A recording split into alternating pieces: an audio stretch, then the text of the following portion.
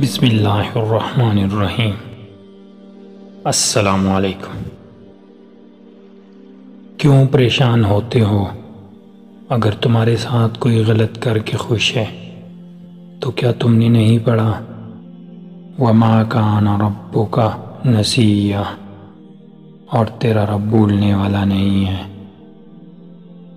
کسی کا دل مت دکھاؤ، کیونکہ معافی مانگنے کے باوجود اسے دکھ ضرور رہے گا، جیسے دیوار میں لگے کیل کو نکلنے کے بعد بھی نشان رہ جاتا ہے۔ دنیا میں ہو سکتا ہے منافق بازی لے جائیں، مگر آخرت سچے لوگوں کی کامیابی کا دن ہے۔ ضرور قبول ہوگی تمہاری دعائیں، یہ وعدہ ہے اللہ کا۔ اللہ تمہاری بہتری کے لیے تاخیر ضرور کرتا ہے، لیکن وہ بھولتا نہیں۔ کچھ تو بہتر لکھا ہے میرے اللہ نے، جو دل ہر بار صبر کرنے پر مجبور ہو جاتا ہے۔ مانگنے کی شدت قبولیت کی سب سے بڑی دلیل ہے۔ تمہاری مسلسل دعائیں تمہارا مقدر مکمل بدل دیتی ہیں۔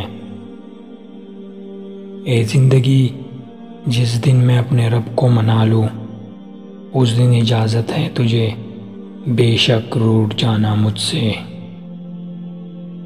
ایک دن مکہ کا سفر ہوگا اور میرے ساتھ میرا ہم سفر ہوگا انشاءاللہ۔ اے رب، کبھی کسی بچے کو بچپن میں یتیم نہ کرنا۔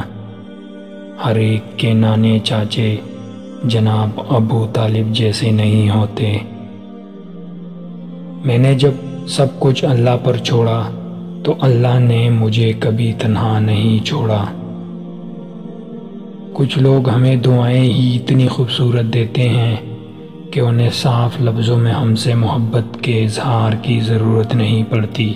ان کی خوبصورت دعائیں ہی ان کی محبت اور ان کے دل میں ہمارے لیے خاص جذبات کا اظہار کرتی ہیں۔